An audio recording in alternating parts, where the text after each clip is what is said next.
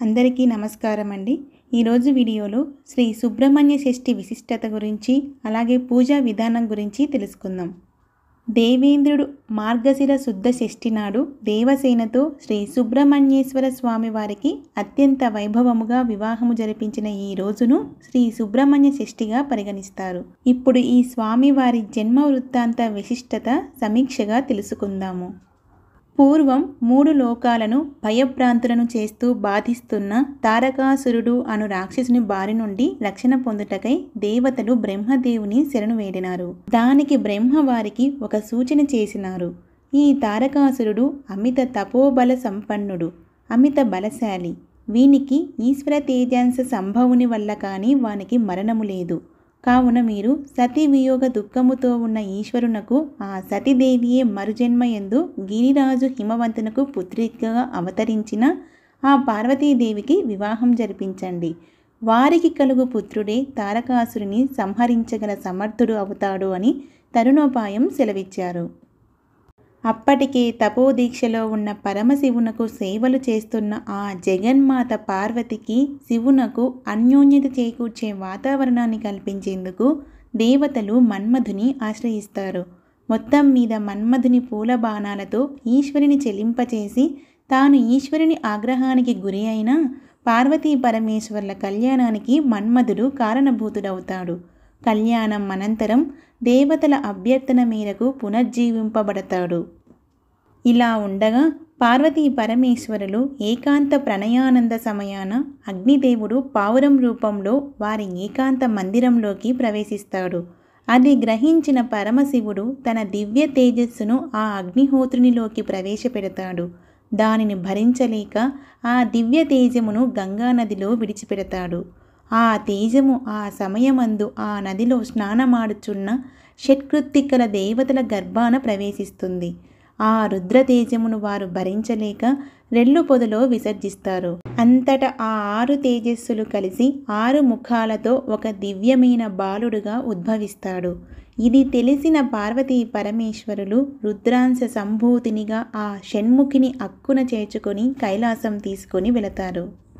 ఆ బాలుడు గంగా గర్భంలో తేజోరూపంలో ఉన్నందుకు గంగేయుడని, షట్కృత్తికులు వానిని పెంచి పెద్ద చేసిన కారణం వల్ల మరియు 6 ముఖాలు కలవాడు అగుట వల్ల షణ్ముఖుడని, కార్తికేయుడని, అతడు గౌరీ శంకరుల పుత్రుడగుటచే కుమారస్వామి అనియు సుబ్రహ్మణ్య స్వామి అనియు నామాలతో పిలువసాగిరి.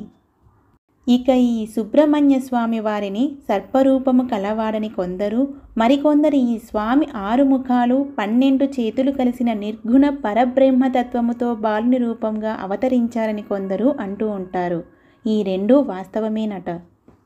కారణ జన్ముడైన ఈ స్వామి పార్వతీ పరమేశ్వరులు దేవతల కోరిక మేరకు కుమారస్వామిగా చేసి వానిని దేవతల సర్ప సైన్యాధ్యక్షునిగా నియమించి పరమేశ్వరుడు శూలం మొదలైన ఆయుధాలను ఇవ్వగా ఆ జగన్మాత పార్వతి కుమారుని దీవించి శక్తి అను ఆయుధాలను ఇచ్చి సర్వశక్తివంతుణ్ణి చేసి తారకాసురునిపై యుద్ధ శంఖరాన్ని మ్రోగిస్తారు. అంతటా ఆ స్వామి నెమలి వాహనారూఢుడై 6 ముఖాలు 12 చేతులతో ఉగ్రరూపం దాల్చి 6 చేతులతో ధనస్సులను మరో 6 చేతులతో బాణాలు ధరించి కొన్ని అక్షౌహిణులను సంహరించి రాక్షస సేనను ఒకేసారి సంహరించాలని తలచి సర్పరూపం దాల్చి వారిని ఉక్కిరి బిక్కిరి చేసి భీకర యుద్ధము చేసి తారకాసురుని సంహరించి విజయుడైనాడు. సర్వశక్తి స్వరూపుడైన ఈ స్వామికి దేవేంద్రుడు దేవసేనతో వివాహము జరిపిన ఈ రోజును శ్రీ సుబ్రహ్మణ్య షష్ఠిగా పరిగణిస్తారని సర్వులకు పూజనీయులైన శ్రీ వేదవ్యాసుల వారు దీని విశిష్టతను వివరిస్తారు. శ్రీ సుబ్రహ్మణ్యేశ్వర స్వామి వారికి గ్రామాలు పట్టణాలు అనుభేదము లేకుండా దేశం నలుమూలల దేవాలయాలు కలవు. ఈ రోజున శ్రీవల్లి దేవసేన సమేత శ్రీ సుబ్రహ్మణ్యేశ్వర స్వామి వారికి భక్తులు కళ్యాణోత్సవములు, సహస్రనామ పూజలు, తీర్థములు అత్యంత వైభవముగా జరుపుతూ ఉంటారు. శ్రీ స్వామి ఆరాధన వల్ల నేత్రరోగాలు, చర్మ వ్యాధులు తగ్గుతాయని, పెళ్లి కాని వారికి వివాహం జరిగి సత్సంతాన సౌభాగ్యం కలిగి ఆయురారోగ్య ఐశ్వర్యములతో వర్ధిల్లుతారని ప్రజల విశ్వాసం. అలా సంతానం కలిగిన వారు శ్రీ స్వామివారి సహస్రనామాలలో ఇష్టమైన పేరును వారి బిడ్డలకు పెట్టుకుంటారు. ఈ పుణ్యదినాన శ్రీ స్వామివారికి పాలు, పండ్లు, వెండి, పూలు పడగలు, వెండి కళ్ళు మొదలైన మొక్కుబడులు సమర్పించుకుంటూ ఉంటారు. ఇటువంటి పుణ్యప్రదమైన శ్రీ సుబ్రహ్మణ్య షష్ఠి నాడు మనమంతా శ్రీ స్వామివారి విశేష పూజలు గావించి శ్రీ స్వామివారి కృపా కటాక్ష వీక్షణలు పొందుదాము. పూజా విధానం. లేవవలసిన సమయము ఉదయం 5 గంటలు. శుభ్రపరచవలసినవి: పూజా మందిరము, ఇల్లు శుభ్రం చేయాలి. చేయవలసిన అలంకారములు: గడపకు పసుపు కుంకుమ, గుమ్మానికి తోరణాలు, పూజా మందిరంలో ముగ్గులు. చేయవలసిన స్నానము తలస్నానము. ధరించవలసిన పట్టుబట్టలు ఎరుపు. పూజా మందిరంలో చేయవలసినవి: పూజకు ఉపయోగపడే వస్తువులు, పటములకు గంధము కుంకుమ అలంకరించాలి. మందిరంలో పరచవలసిన వస్త్రము ఎరుపు వస్త్రము. కలశముపై వస్త్రము రంగు ఎర్రటి రంగు. పూజించవలసిన ఫోటో సుబ్రహ్మణ్య స్వామి.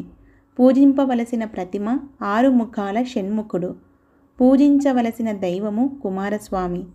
తయారు చేయవలసిన అక్షింతలు తెల్లటి అక్షింతలు. పూజకు కావలసిన పువ్వులు ఎర్రటి పువ్వులు, మందార పువ్వులు. అలంకరణకు వాడవలసిన పూలు: ఎర్రటి చామంతి పూలు. నివేదన చేయవలసిన నైవేద్యం: కందిపప్పు నానబెట్టినవి.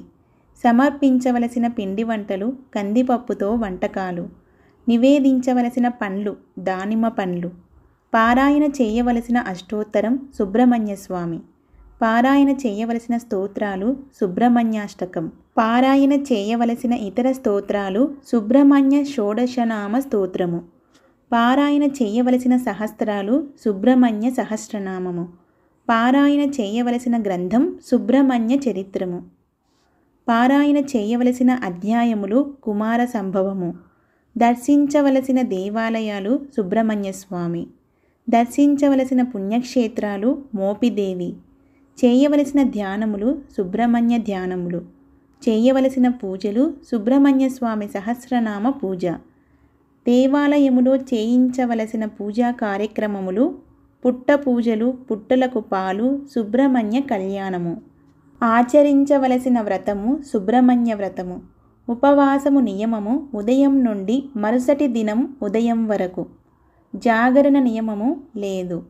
సేకరించవలసిన పుస్తకములు సుబ్రహ్మణ్య నిత్యపూజ, కుమారస్వామి స్తోత్రమాల. సన్నిహితులకు శుభాకాంక్షలు తెలుపుతూ అందజేయు పుస్తకములు సుబ్రహ్మణ్య నిత్యపూజ. స్త్రీలకు తాంబూలములో ఇవ్వవలసినవి కుమారస్వామి స్తోత్రమాల.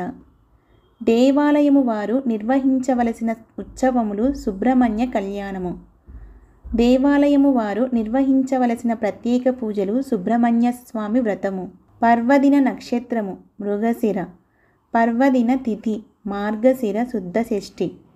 పర్వదినము ఈ వారము వస్తే చాలా మంచిది, మంగళవారము. పర్వదినము రోజు పూజ చేయవలసిన సమయము ఉదయం 9 గంటల లోపుగా. వెలిగించవలసిన దీపారాధన కుంది 2 ఎర్రటి మట్టి ప్రమిదలు. వెలిగించవలసిన దీపారాధనలు ఎర్రటి ప్రమిదలు. వెలిగించవలసిన వత్తుల సంఖ్య దూదుతో 7 వత్తులు. వెలిగించవలసిన వత్తులు 7 వత్తులు.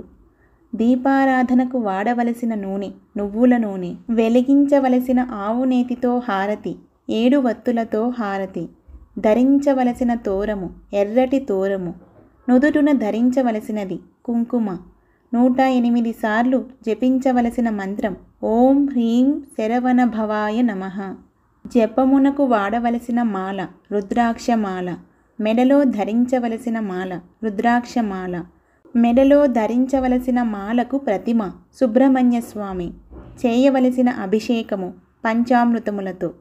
ఏ దిక్కుకు తిరిగి పూజించాలి? పడమర దిక్కు.